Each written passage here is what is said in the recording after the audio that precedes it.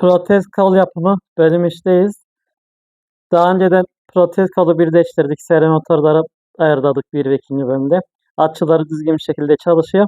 Şu kabloların çok kalabalık olmaması için, değerin güzel görünmesi için seri motora şiddet yapacağım. Bunu PCBWay'da da üretebilirsiniz kolayca bir şekilde. İleride bize de bu projelerde PCBWay'da üretmeyi düşünüyorum. Şimdilik kendim yapacağım. Siz PCBWay'dan da yapabilirsiniz. Şunu kenarı çekeyim. 7'li erkek header en başta elimde var. Bunu deneyeceğim. Hepsini kısa devre olacak şekilde yapacağım bunda. 7 tanesi de kısa devre olacak. Çünkü burayı eksi alt olarak kullanacağım. Hemen yanına da altılı koyacağım.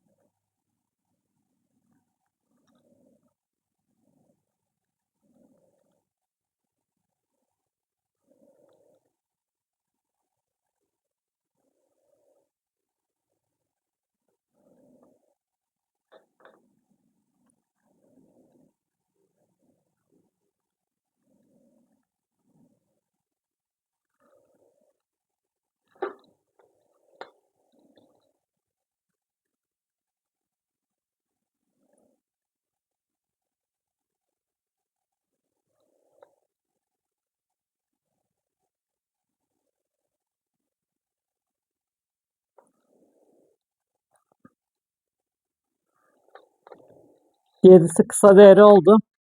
Hemen bir yanına artı attığı için kısa devre olacak şekilde header koyacağım.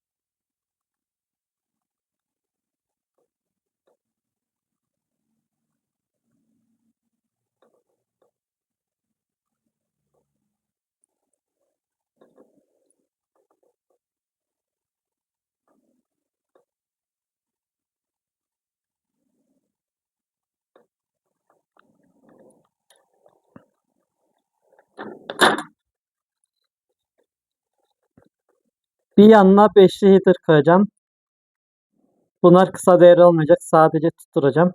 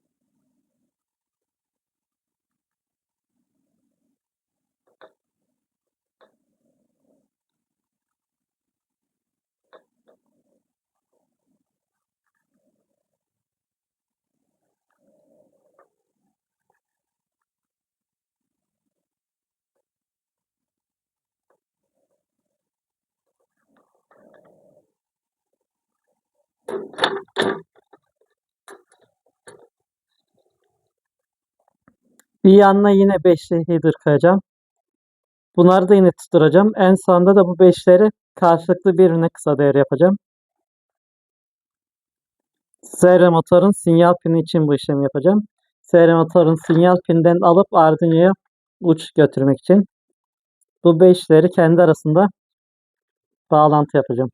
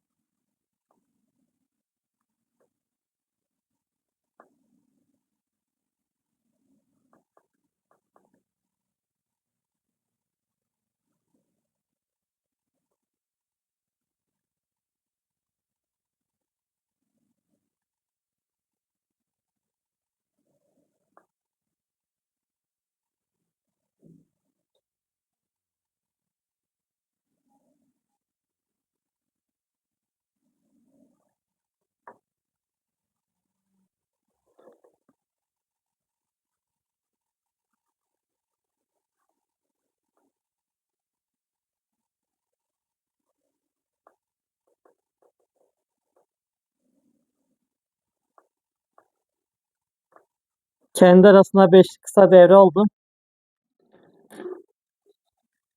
Şimdi bağlantısı nasıl yapacağımı göstereceğim. Bağlantısına gelelim. 5 tane seri motorumuz vardı. Seri motorların kahverengi tarafları şu 7'li olan header'a gelecek şekilde sırayla takayım.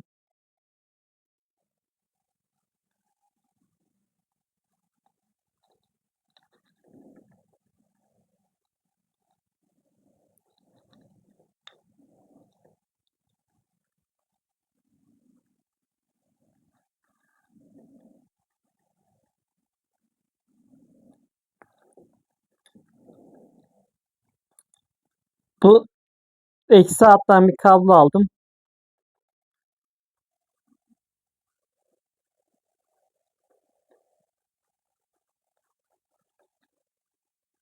Ya da önce artı alayım çünkü zor olacak biraz buradan almak. Biraz açmam lazım arayı.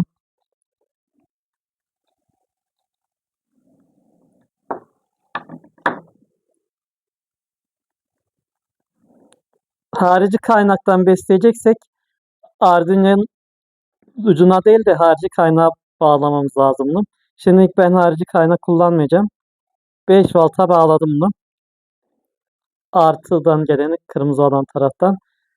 Bir tane de buradan alıp GND'ye bağladım. Harici kaynaktan besleseydik bunu Arduino'nun GND'sine çekmemiz lazım. O yüzden 7 uç aldım buradan. 5 servo motorumuz vardı. Her biri için karşısından header'ların karşısından uç almam lazım. Bu şekilde.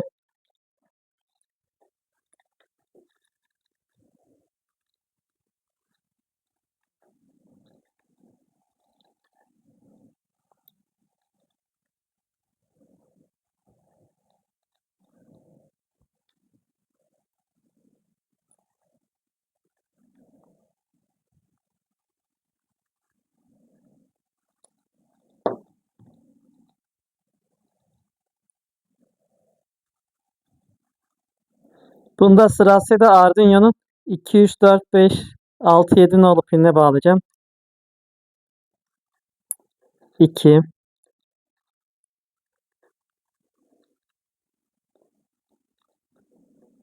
3,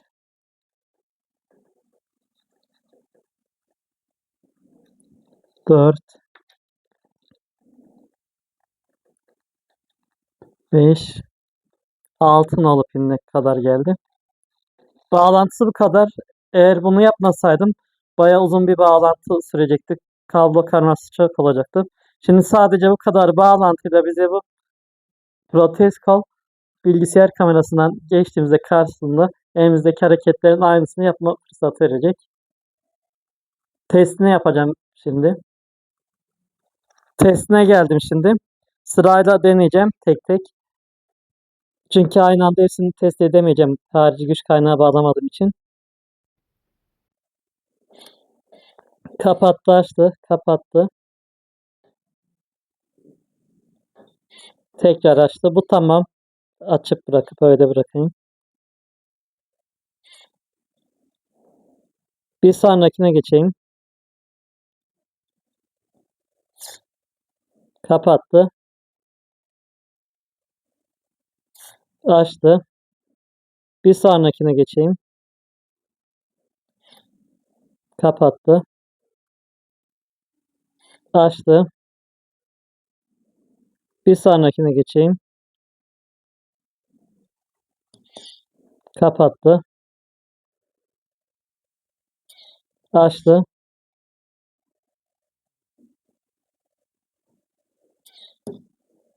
Bir sonraki. Kapattı. Açtı. Açık bırakacağım.